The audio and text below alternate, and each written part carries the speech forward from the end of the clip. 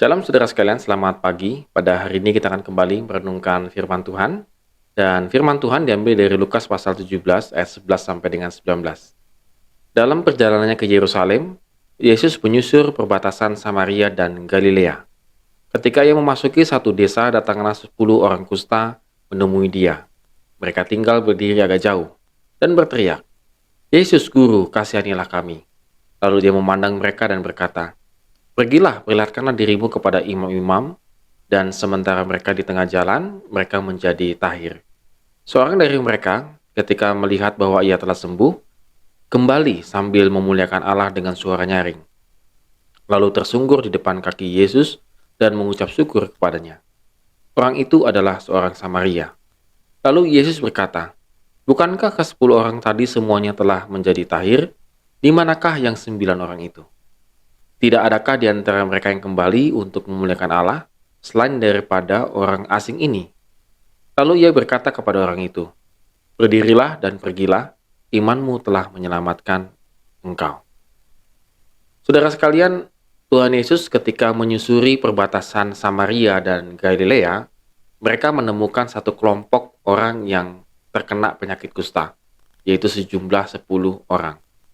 Memang tidak dijelaskan secara detail apakah ke-10 orang ini adalah orang Samaria atau campuran daripada orang Samaria dan Yahudi.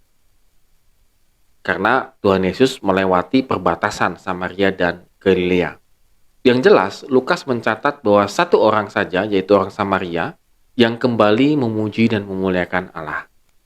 Nah, saudara, kita akan melihat bagaimana cerita ini atau firman Tuhan ini bisa kita ambil sarinya begitu ya, dan kita bisa terapkan dalam kehidupan kita. Saudara, ke-10 orang ini yang berpenyakit kusta ini itu memang pada umumnya akan membentuk satu grup kelompok, karena mereka sudah pasti dikucilkan karena pandangan masyarakat Yahudi pada umumnya. Orang yang terkena kusta itu adalah orang yang terkena kutuk Tuhan karena perbuatan dosa mereka. Tentunya mereka tidak bisa bergabung di masyarakat dan mereka dikucilkan, sehingga mereka rata-rata membuat satu grup dan kelompok. Lalu mereka memang benar bersama-sama begitu ya, meminta pertolongan kepada Tuhan Yesus untuk dipulihkan atau ditahirkan. Saudara, cukup aneh karena Tuhan Yesus tidak langsung boleh dibilang menumpangkan tangan ataupun dan lain sebagainya. Seperti biasanya kita tahu bagaimana Tuhan Yesus menyembuhkan. Kali ini Tuhan Yesus menyuruh mereka untuk pergi memperlihatkan diri mereka kepada para imam. Memang benar saudara bahwa pada zaman itu, pada masa itu, para imamlah yang memiliki hak dan otoritas untuk menyatakan seseorang itu sudah tahir dari penyakit kustanya atau tidak. Sehingga Tuhan Yesus tahu akan tradisi itu, maka dia menyuruh mereka untuk memperlihatkan kepada imam. Tetapi mujizat terjadi di tengah jalan. Mereka bisa merasakan dan tahu bahwa mereka telah sembuh dan tahir. Tentunya bukan karena para imam yang menyembuhkan mereka, tetapi karena ketaatan mereka mengikuti perintah Tuhan Yesus untuk pergi ke imam, dan mereka telah menjadi tahir di tengah perjalanan. Cukup aneh juga, cukup unik juga, bahwa hanya satu orang yang kembali dari 10 orang itu. Lalu, Lukas mencatat bahwa orang ini kembali dan sambil memuliakan Tuhan dengan sangat nyaringnya. Saudara, kata kembali dan memuliakan Tuhan, kalau kita bandingkan dengan Lukas pasal 2 ayat yang ke-20, maka kembalilah gembala-gembala itu sambil memuji dan memuliakan Allah, karena segala sesuatu yang mereka dengar dan mereka lihat, semuanya sesuai dengan apa yang telah dikatakan kepada mereka. Jadi gembala-gembala itu kembali sambil memuji Tuhan, dan mereka melihat, dengar dan mereka melihat. Oleh karena itu, saudara, kita bisa menyimpulkan bahwa orang Samaria ini itu kenapa bisa kembali kepada Tuhan Yesus dan tersungkur sambil mengucapkan syukur, karena dia tidak hanya kembali dan memuliakan Tuhan, tetapi mata imannya dia telah melihat Tuhan Yesus. Siapa Tuhan Yesus? Sang Juru Selamat itu. Dia tidak kenal, tetapi karena perbuatan Tuhan Yesus dan dia mengalami mujizatnya, maka mata imannya terbuka untuk melihat siapa Tuhan Yesus.